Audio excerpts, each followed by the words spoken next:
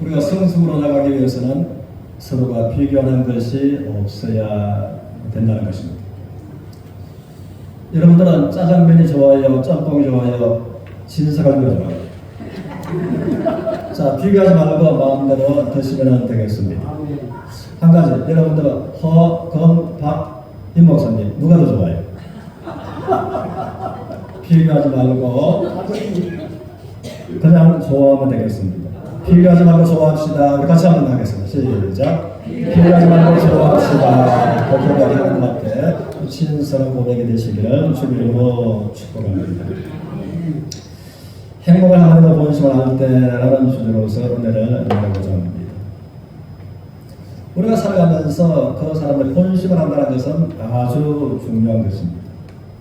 왜냐하면 본심을 모르면 오해하게 되고 오해하면 마음으로부터 멀어지기 때문입니다.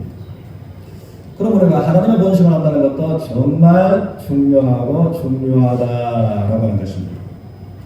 저는 어떤 사람이 저에게 최근에 질문하기를 목사님 하나님의 살아계신다면 왜 세상이 이렇습니까? 라고 하는 질문이었습니다. 그래서 제가 하나님이 안 계시는 것이 아니라 당신이 하나님을 오해하기 때문이다 라고서 이야기를 했습니다. 그럼 성경 마태복음 22장을 통해서 주님은 말씀하시기를 너희가 성경도 하나님의 능력도 알지 못하였으므로 크게 오해하였도다 라고 하신 것처럼 이 시대에서도 하나님을 오해하는 하나님의 본심을 모르는 사람들이 많다라고 하는 것입니다.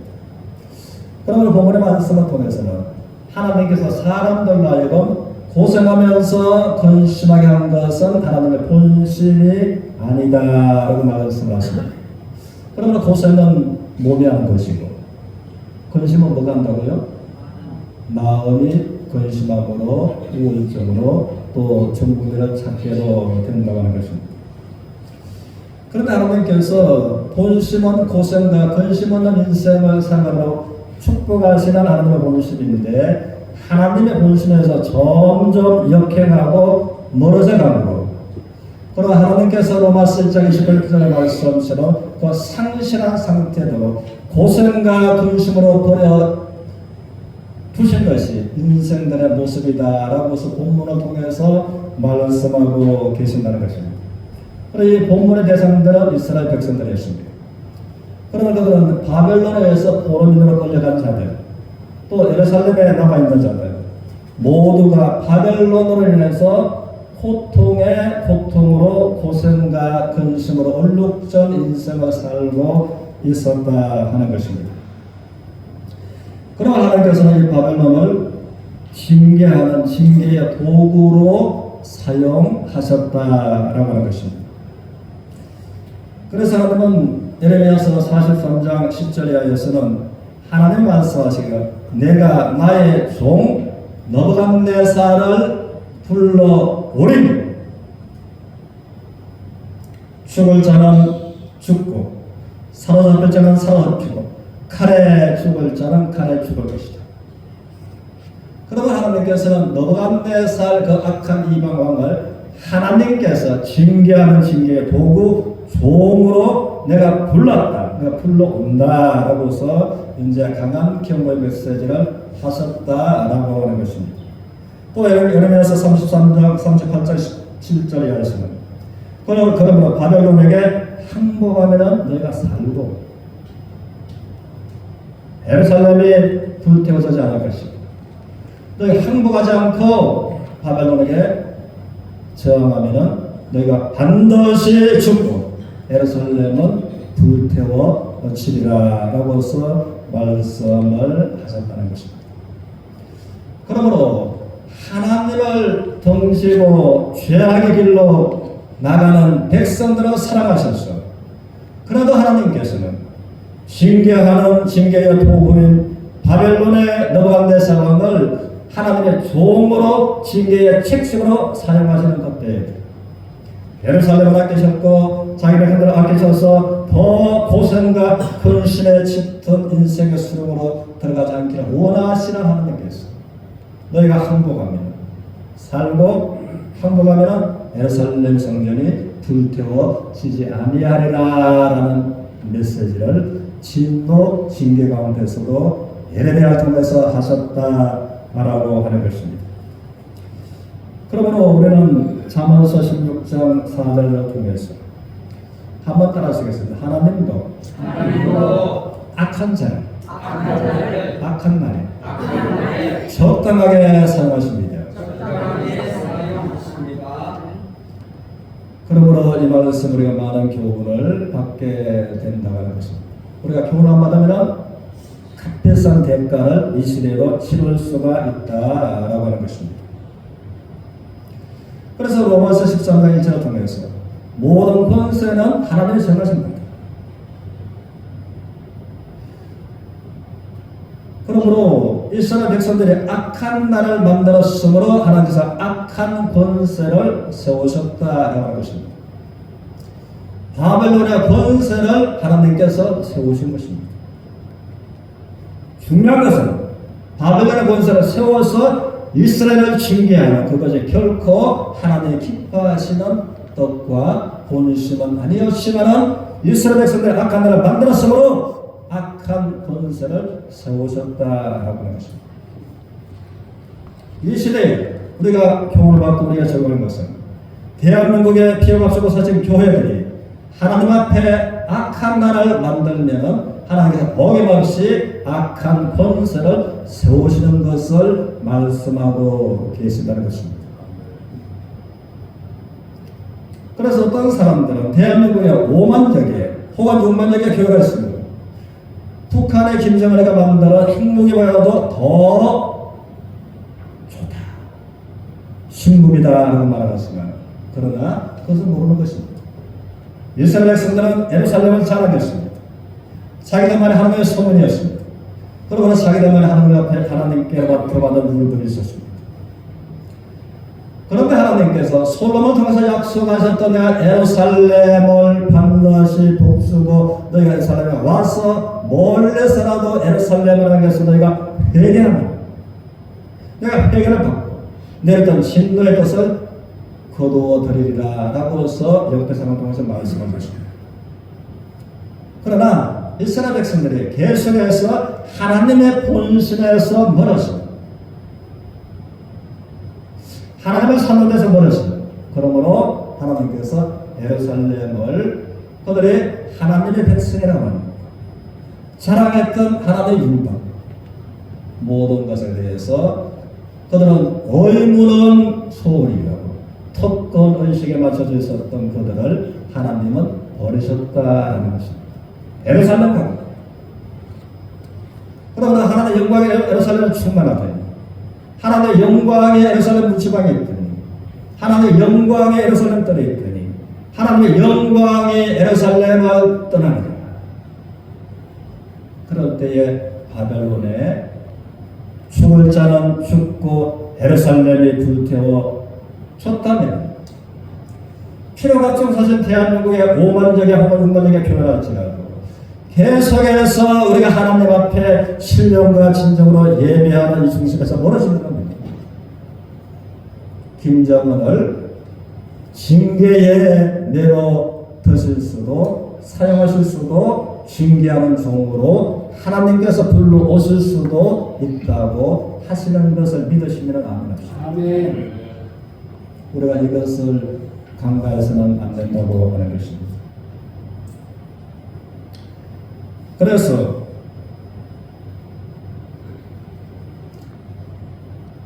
우리가 현실을 보면 WCC를 찬성하는 교단 교회다. 차별금지법을 어느 교단에서는 교단적으로 우리는 차별금지법을 지지합니다. 차별금지법을 통과시키다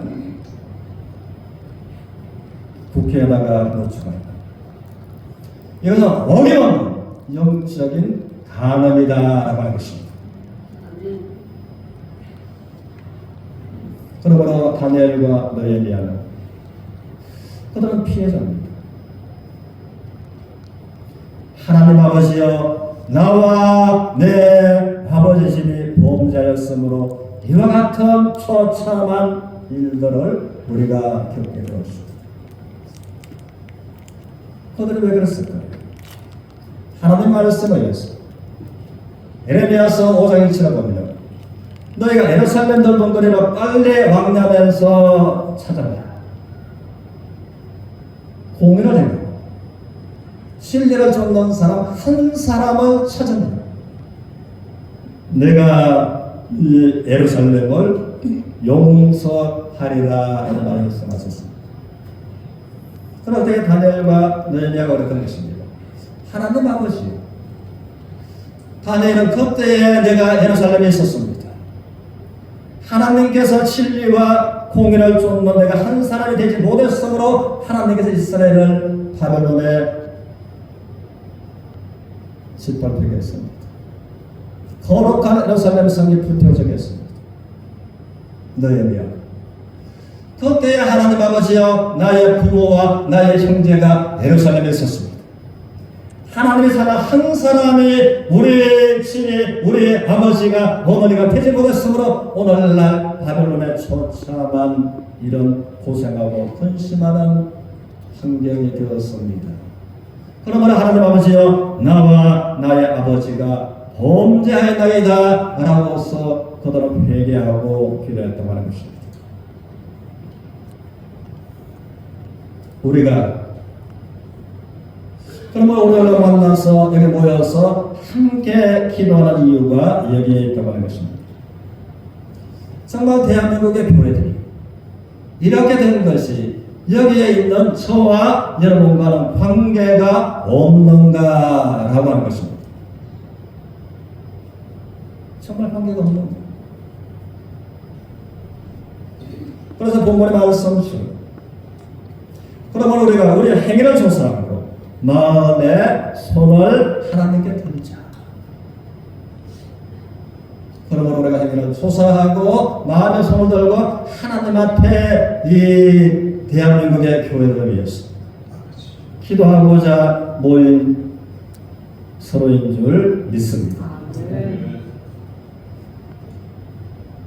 그러면 하나님의 본심은 예레미야를 통해서 이제 경고하는 하나님의 메시지를 듣고서 돌이키기를 원하셨다.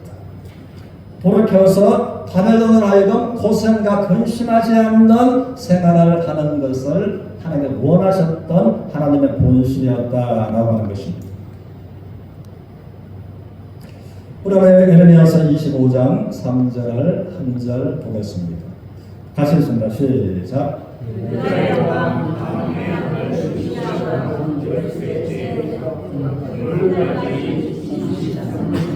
전체 중에서 오늘까지 몇 년 동안 23년 동안 여호와의 말씀이 내게 임하기로 내가 너희에게 꾸준히 일했으나 너희가 어떻게 몇 년간 순종하지 않았다?